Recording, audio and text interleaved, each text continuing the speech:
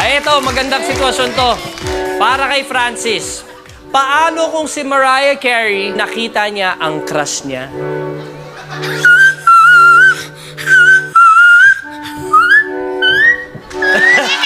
Meron po akong mas maganda dyan. Mas malaki po to. Mas bagay yan sa'yo. Wait. Malaki na. Wait a minute. Ha? I have to. Ano? Don't drink it. Because it's dirty, okay? I have to. Wait a It's minute. dirty daw. Siya na raw bahala.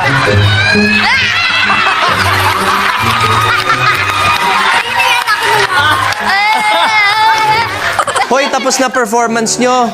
Okay, Francis. Who's that Francis? Oh my god. Oh, yeah. Who's that Francis? I don't know him.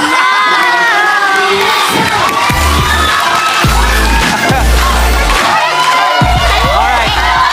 So, ano naman ang feeling na magkakaanak ka na ulit? I'm so happy. Oh my god. Sexy. Sexy muna. I have no sexy. Ilang buwan ka na ba? Ilang buwan ka? Aba? Hindi magbabago. Oh! Iba yung liat din. Uy!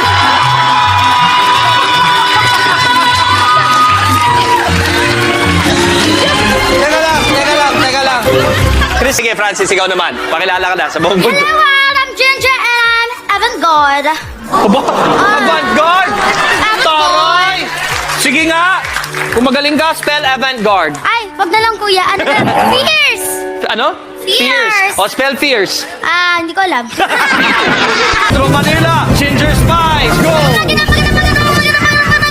Kabisay na ang lahat!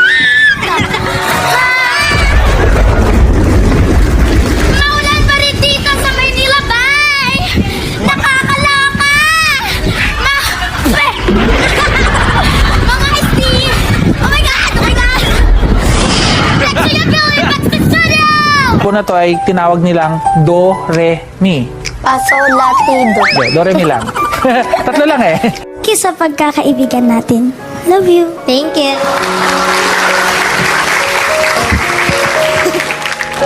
Oh, okay, ready ka na? Oh, basahin mo na.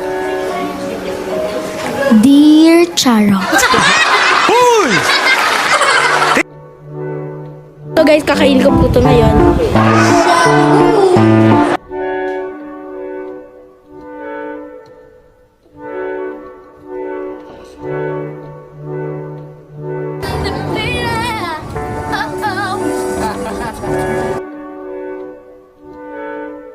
Next, candidate number 2, Francis!